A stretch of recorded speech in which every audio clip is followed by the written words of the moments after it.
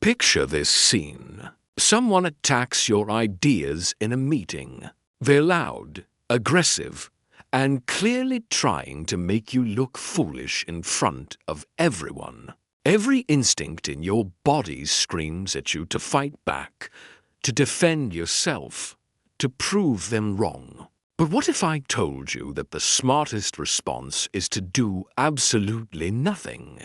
What if arguing back is exactly what weak people do? And the truly intelligent have discovered something far more powerful.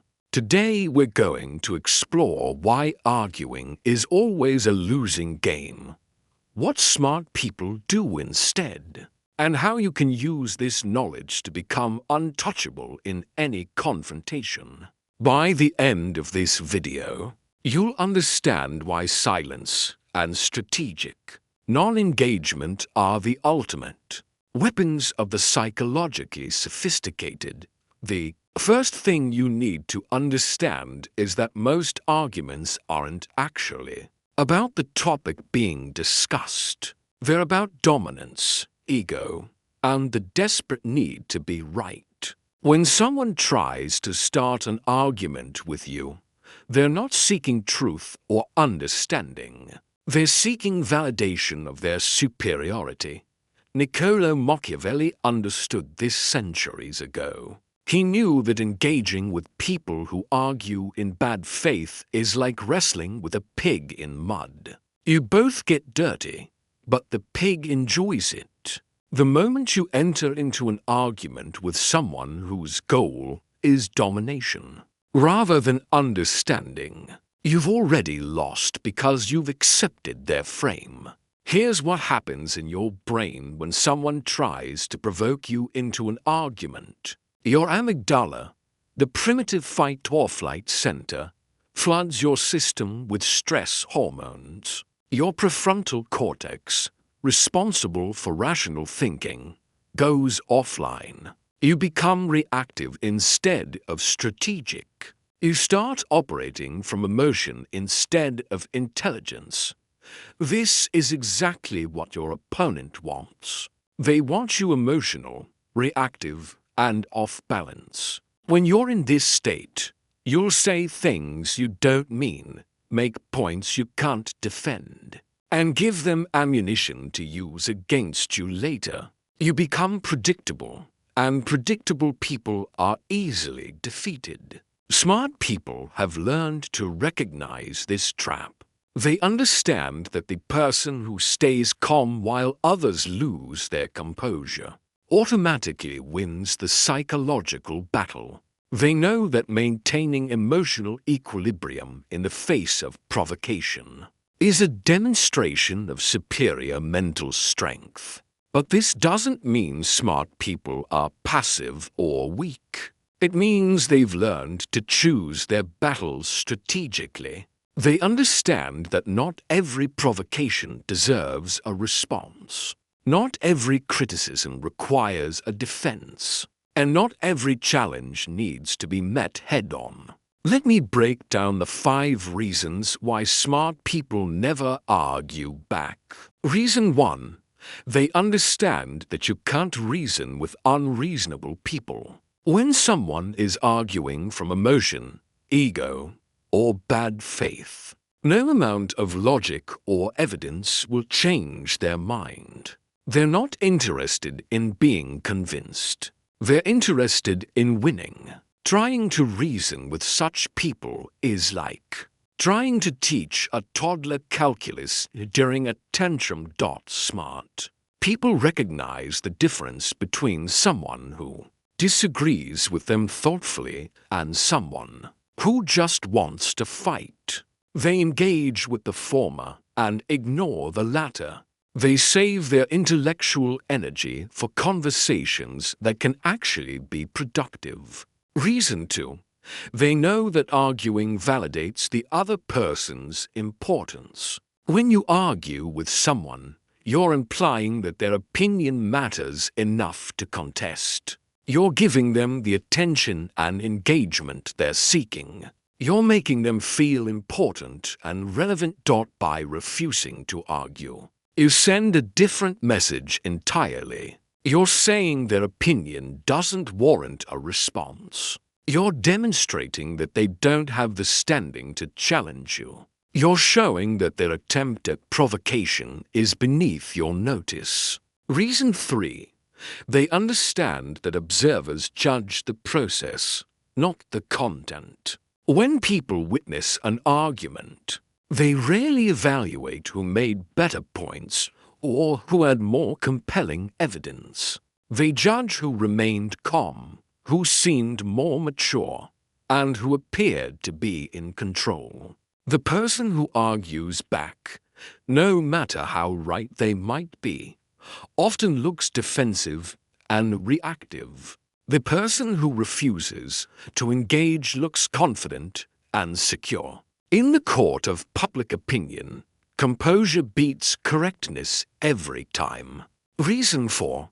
They know that arguing creates enemies unnecessarily. Every argument you engage in creates at least one person who now has a negative opinion of you. Even if you win the argument, you've made someone feel foolish, defeated, or angry. These people remember their humiliation and look for opportunities to get back at you later. Smart people understand that making enemies is expensive.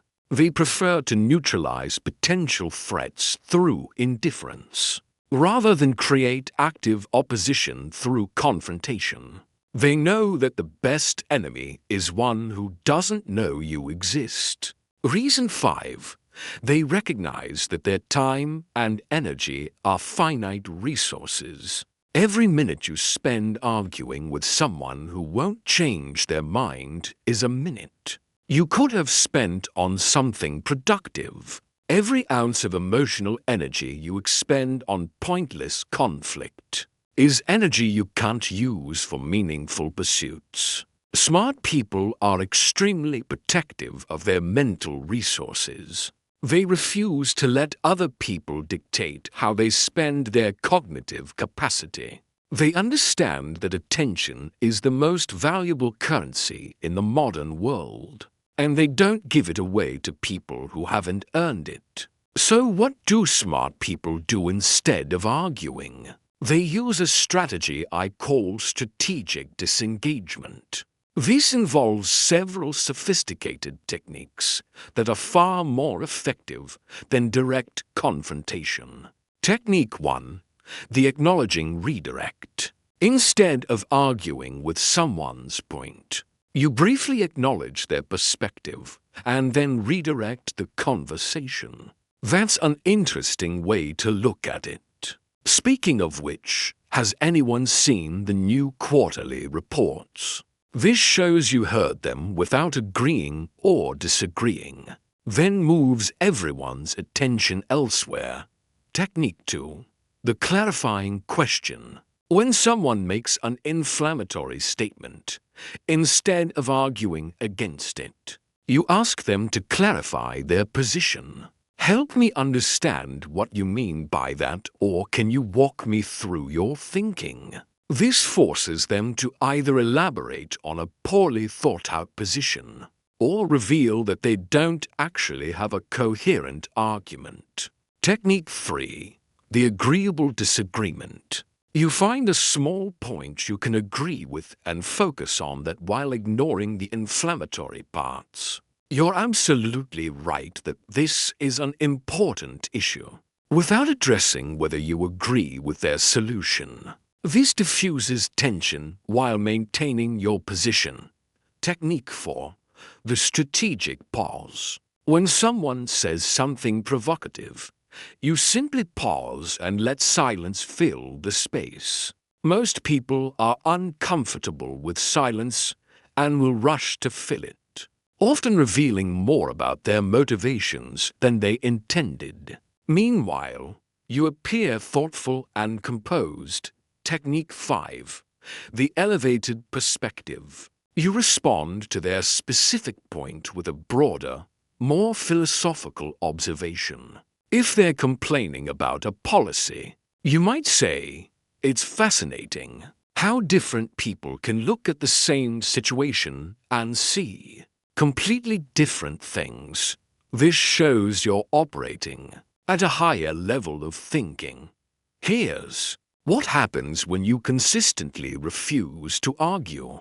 People start seeing you differently. They view you as someone who's confident in their positions, secure in their knowledge, and mature in their approach to conflict. They stop trying to provoke you because they learn it doesn't work. More importantly, you start attracting different types of people into your orbit. Intelligent, thoughtful individuals are drawn to those who don't need to prove themselves through verbal combat. They appreciate the peace that comes from being around someone who doesn't create unnecessary drama.